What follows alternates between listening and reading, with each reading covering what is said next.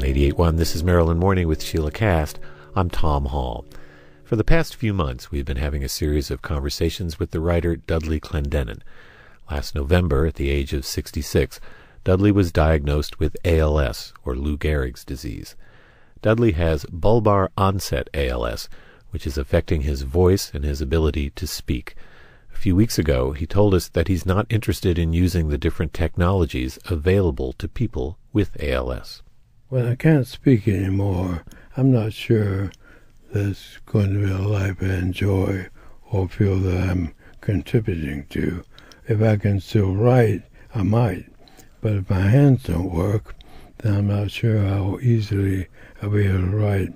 Some people become famous for being stoic enough to continue and rely on machines that can read the wiggle of their eyebrows or the movement of their eyes.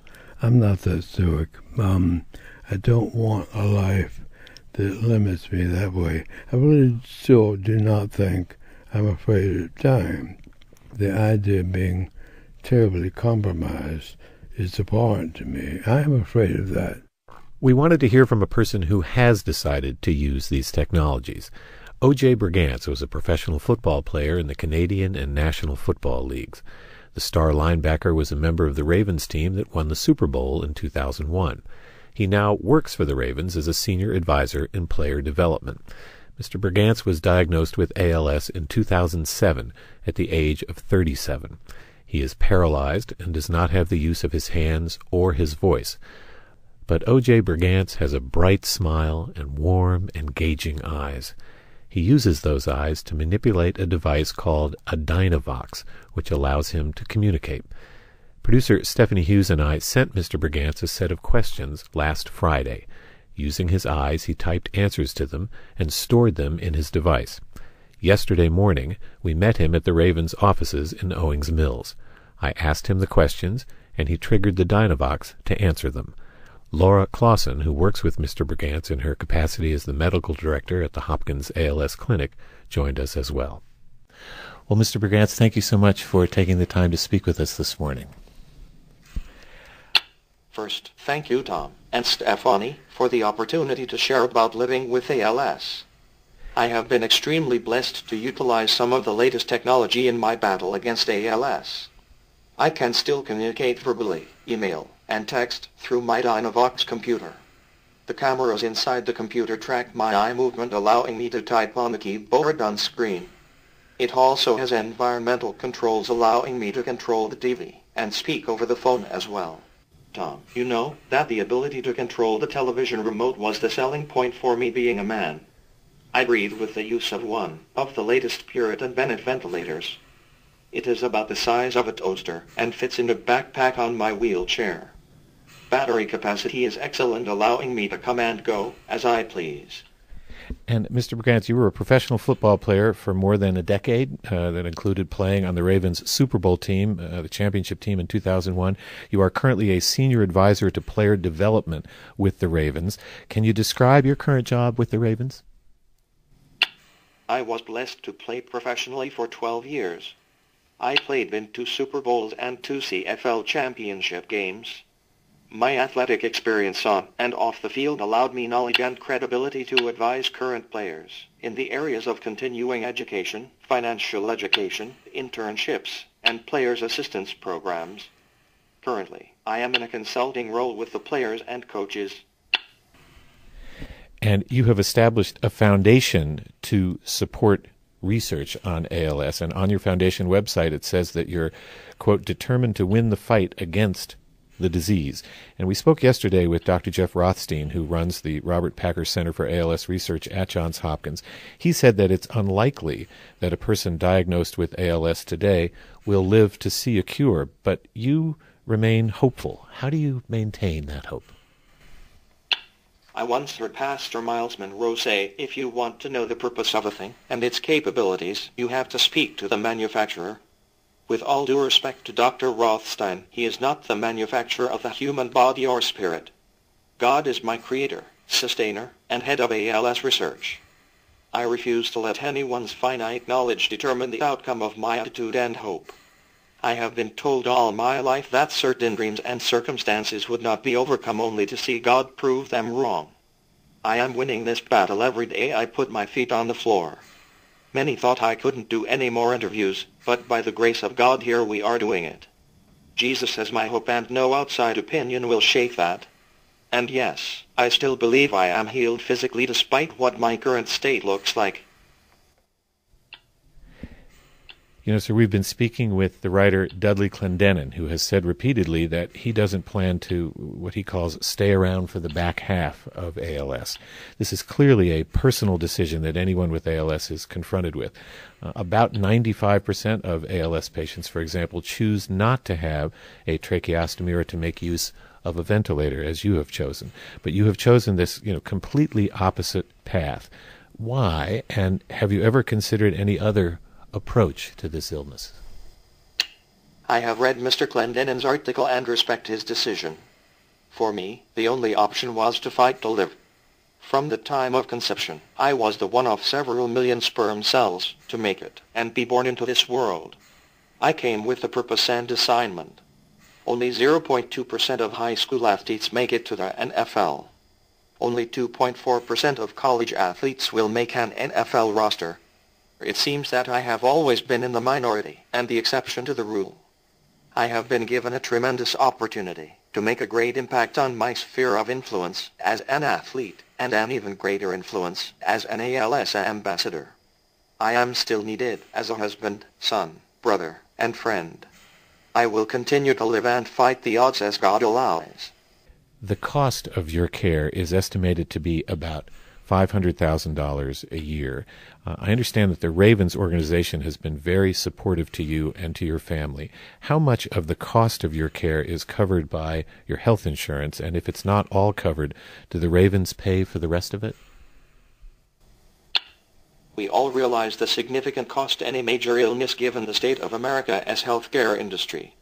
My family and I have been so moved by the generosity of the Ravens and other friends of the Brigance Brigade. We are blessed to have health insurance and help from several other organizations. No situation is the same, so I would recommend contacting your local ALS clinic, the Muscular Dystrophy Association, the ALS Association, and any other organizations that have resources and guidance for people with neuromuscular diseases. Laura Clausen and her staff at the Hopkins ALS Center have been angels throughout this whole ordeal. To me, finances are extremely important, but getting the right guidance and information about how to cope with the initial diagnosis is just as important. Laura Clausen? Just a comment. We do talk about patients' medical choices early on in the disease and diagnosis process, which includes advance directives, which everyone in this room should be making decisions about. But we also talk about if the choices are to go in the direction of full ventilation tracheostomy, there is a process. You contact your insurance company, you determine what support you can depend on from insurance companies. There are foundations and grants and other individuals. So you explore that prior to making that sort of medical decision so you know what the cost will be or estimated cost prior to that. And hopefully through grant support, foundation support, and some assistance including insurance, maybe medical assistance, maybe Medicare, individuals make those decisions.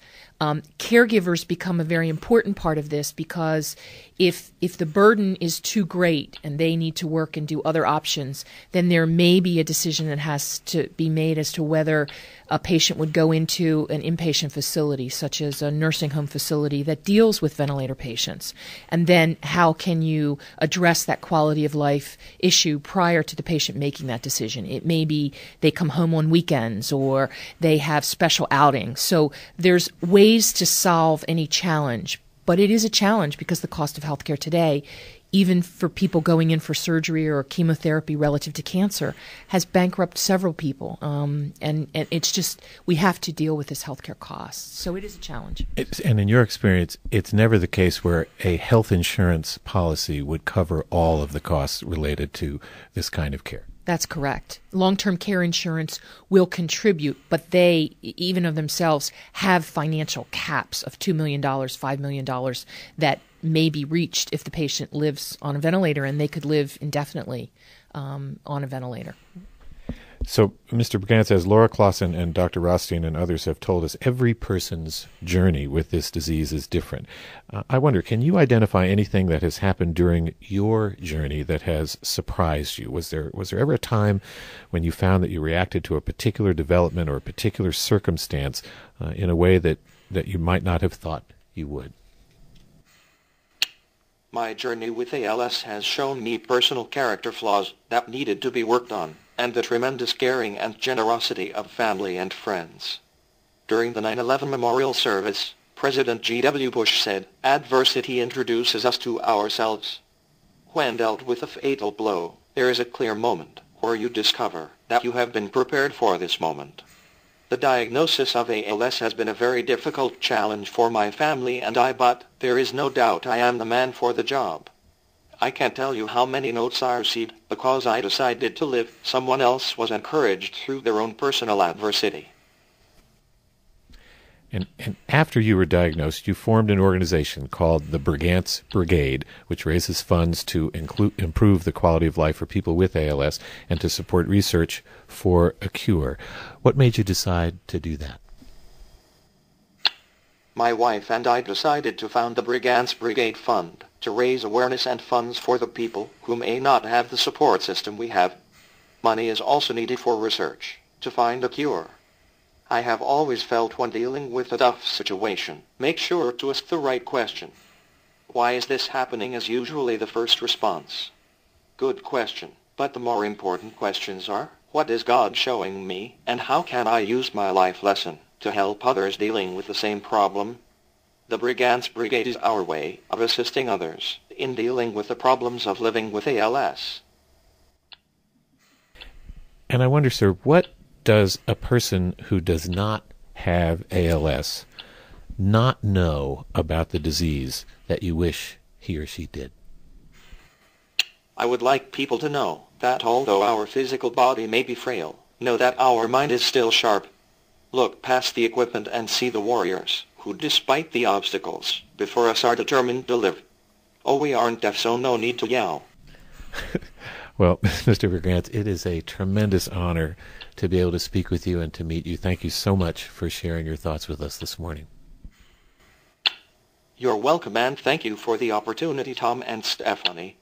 Everybody listening, please visit our website, brigancebrigade.org, or Brigance Brigade Facebook page, or on Twitter at OJ Brigance. Well, OJ Brigance, thank you again. We really appreciate it. Okay. OJ Brigance was part of the Ravens' 2001 Super Bowl championship team. For the past 8 years, he has worked as a senior advisor to player development with the Ravens. He also raises funds and awareness for ALS research through his foundation, the Brigance Brigade Fund. He was diagnosed with ALS in 2007. Laura Clausen is a nurse practitioner who works with both Mr. Brigance and Dudley Clendenin at the Packard Center for ALS Research at Johns Hopkins. More information on our website. Our conversations with Dudley Clendenin, O.J. Brigance, and others are collected in a section called Living with Lou, Dudley Clendenin on a Good Short Life. Come to WYPR.org and click on the Maryland Morning link. This is Maryland Morning with Sheilah Kast. I'm Tom Hall. Thanks for joining us.